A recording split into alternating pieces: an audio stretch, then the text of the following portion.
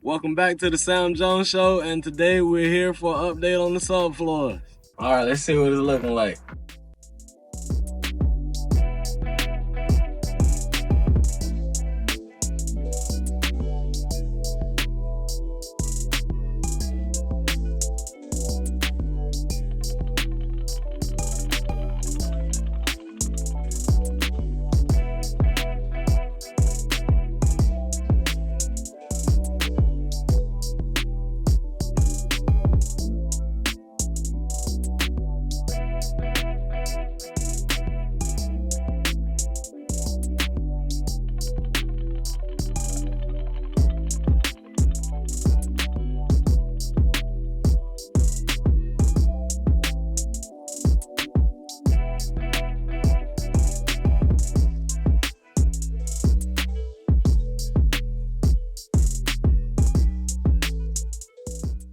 Okay, so as you can see, the joists and all of the subflooring is completed in here. The next step would be to get the tubs and start the tile in the bathrooms.